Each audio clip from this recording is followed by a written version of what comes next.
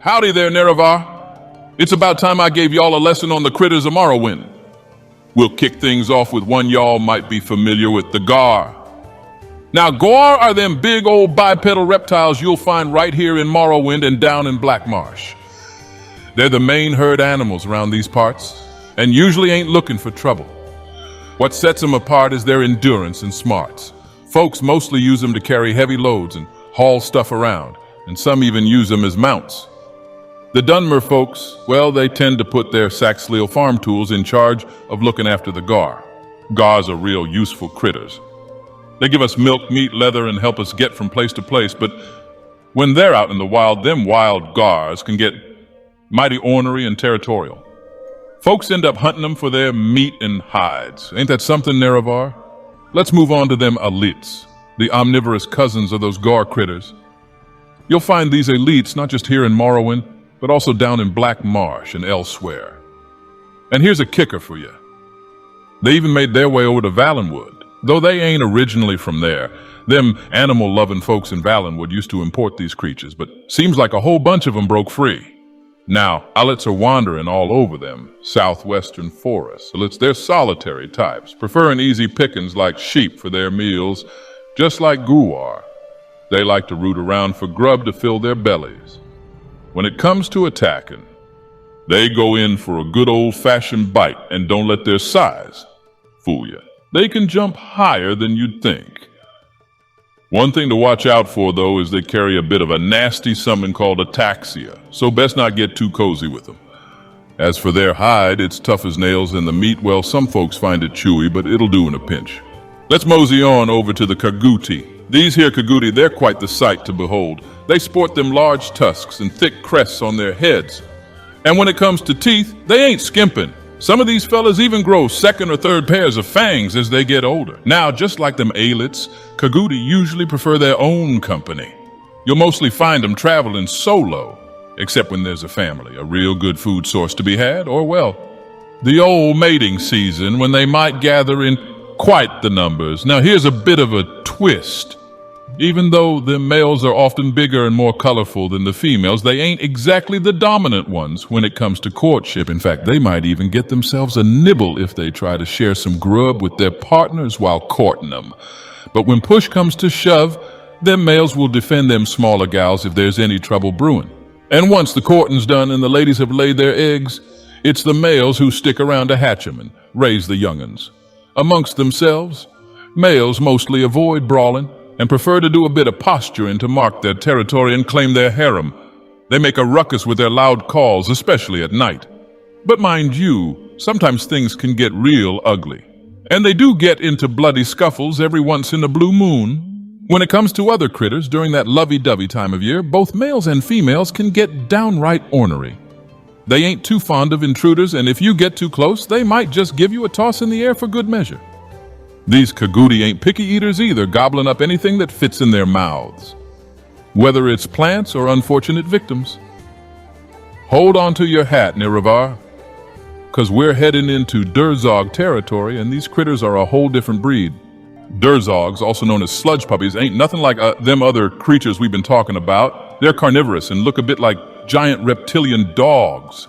Picture this: scaly skin, 6 eyes, spines, and some mighty big teeth that ain't meant for chewing on no plants. These fellas are all about tearing things up. But here's the kicker. Some of them wild Durzogs can spread a nasty something called rot bone. Now these critters, they ain't just running wild in the woods. Them goblin folks, they've got themselves a knack for taming Durzogs.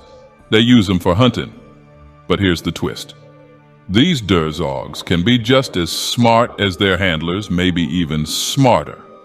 Take the Emberthroat Durzogs, for example, bred by them Netch goblins down in Vvardenfell. These goblins, they bred them for their smarts. They may look like reptilian pups, but they're packing some serious bite. And remember, don't go messing with any wild ones, especially if you want to avoid catching that rot bone. Reckon we can't rightly skip talking about them cliff racers and cliff striders, no sir. First off, them cliff striders, they're quite the evolutionary marvel. You see, these critters got themselves 4 legs and a pair of wings, but they ain't the best flyers in the bunch. They spend most of their lives on the ground using them wings to glide down from them cliffs.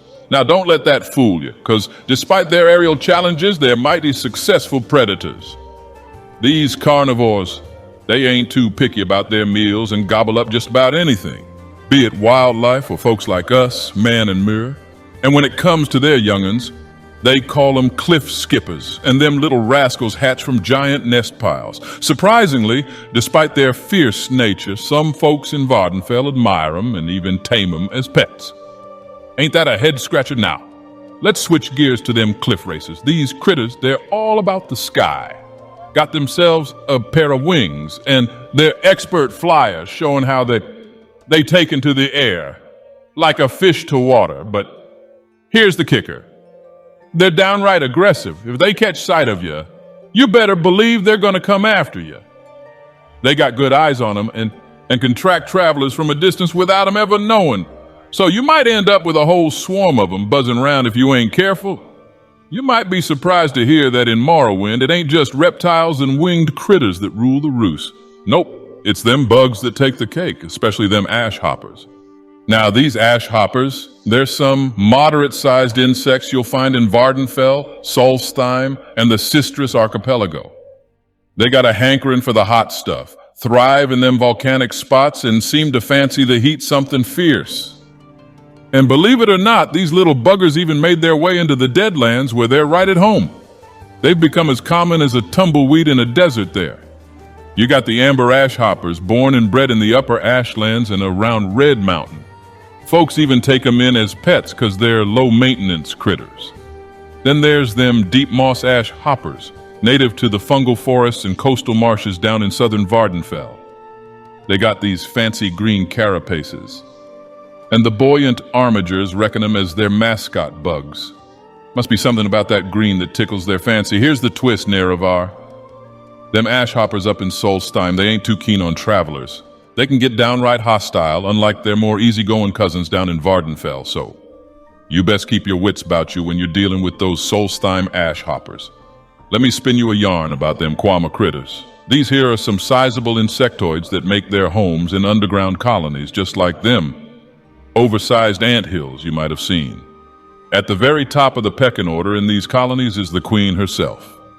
Them Kwama queens are downright enormous and all swollen up. And their main gig is popping out them eggs for the nest. They're so big and heavy that they can't even wiggle, so it's them workers that take care of them. These workers, they're the backbone of the colony. They dig out them tunnels and chambers and wait on the queen and her eggs hand and foot. Now they're usually a peaceful bunch, but don't reckon they're defenseless. Them workers, they got a special scent, a pheromone that's unique to their own colony. You see, different colonies of Kwama, they're always competing over resources, so they're natural-born rivals. And that's where the trouble starts. Kwama warriors, they're the colony's muscle, defending them tunnels with a vengeance. They can get real nasty, using poison or shocking attacks to take down anyone they see as a threat. They don't mess with the miners much because they got used to their smell, but outsiders, they don't stand a chance. Now there's them Kwama foragers too. They're the scouts and hunters checking out the surface and hunting for prey, always on the lookout for new spots to set up shop. They're feisty, but not too much of a danger, unlike them warriors. And last, we got the scribs, or squibs as some folks call them. They're the young uns, the late larval stage of the Kwama. They ain't all that aggressive, but they got a nifty trick. They can paralyze folks. You might even find them wriggling in rotten meat, and if someone swallows them by mistake, well, let's just say they got themselves a real bellyache. It's downright interesting how them Kwama and Nix-Hounds, despite looking mighty different, are thought to be kinfolk in a way. You can see a touch of resemblance if you squint just right. Them Nix-Hounds, or Nixes as some folks like to call them, these critters, they're blood-sucking insectoid pack hunters, kind of like the wolves we got around these parts. They call Morrowind home, and by the 4th era, they even made their way over to Solstheim thanks to the Red Year. These Nixes, they got a peculiar way of sustenance. They use their fancy proboscis to suck the life juices right out of their prey, leaving behind what they call a meat husk. Now, this here husk becomes quite the feast for other creatures, like Alits. They ain't picky eaters, these Nix-Hounds. They'll snack on baby Guars, goats, Kwama poopy, and even them ash hoppers. In some rare cases, the big old Nix-Hounds might even turn on their own kind if they're weaker. When them young Nix-Hounds hatch from their chrysalis, they're hungry as a hungry Kwama. They can drain up to 4 critters their size in a single day. These little rascals are mighty opportunistic and will even take down small animals and sadly children. And you won't believe it, but they might even munch on some plants like marshmallow from time to time. Them Nix-Oxen, the big arthropods that call Vvardenfell home. They might look like giant fleas, but they're as big as a horse and get around on them 6 hairy, stilt-like legs. Now don't let their size fool you, because they're usually some gentle giants. These critters, they got a hankering for fungus, and that's what they munch on most of the time. They use the mandibles to crack open them hard mushrooms and slurp up the soft stuff inside. They're even kin to them Nix-Hounds, distant relatives, you might say. Now, every so often, you'll come across a Nix-Ox that's grown to be real big and real mean. When that happens, local communities might decide it's best to take the critter down. They call them the Great Zexine. Them Dunmer houses have a real knack for taming and breeding critters. Now, let me tell you about them Parraptons, a unique bunch even among these insect-fancying folks. Parraptons, they're something else, about the size of horses and used as aerial mounts by house drees. They keep them in stables that look like tall salt rice silos. Now picture this. They're kind of like giant wasps, with them multifaceted eyes and other bug-like qualities. But here's the real kicker. They're smarter than your average bug, and it's the queen who's the brains of the operation. These Parraptons, they got themselves a strict pecking order. You can't just hop on one and take off. Nope, you gotta get the queen's approval first. Now, she's the most sentient of the lot, and she won't let just anyone ride her children. You gotta put on quite the show to prove you're worthy. And it ain't just about impressing her, but also her choosing the right child for the rider. Now here's the trick to communicating with them. Riders, they powder their hands and rub them together like they're giving them a bug-sized handshake. Depending on the context, this signal tells the Parrapton when it's time to take to the skies or touch down. Let's talk about them Silt Striders, the most common form of transport you'll find around these parts. These critters, they're colossal, standing as tall as 60 feet. Can you believe it? Folks use them to get round in Vvardenfell and the Telvanni Peninsula by manipulating their exposed organs and tissues. Now, they might look odd with their big size and all, but they're built tough to withstand the harsh environment of the island. What's real interesting is that these Silt Striders, they managed to survive that nasty ash blight that wiped out so many of Vvardenfell's native creatures, like them Cliff Striders we talked about earlier. But even though they toughed it out through that, their numbers took a hit when the Red Mountain blew its top during the Red Year. That eruption killed most of them and ruined their homes. Well now, partner, let me tell you about them Netch, them gentle giants of Morrowind. These critters, they look like something out of a sci-fi tale, floating in the air like jellyfish and as big and easygoing as cattle. It's a sight to behold, I'll tell you. Now don't let their peaceable looks fool you. Them Netch, they got themselves them tentacles with barbs that can give you a real nasty sting if you stir them up.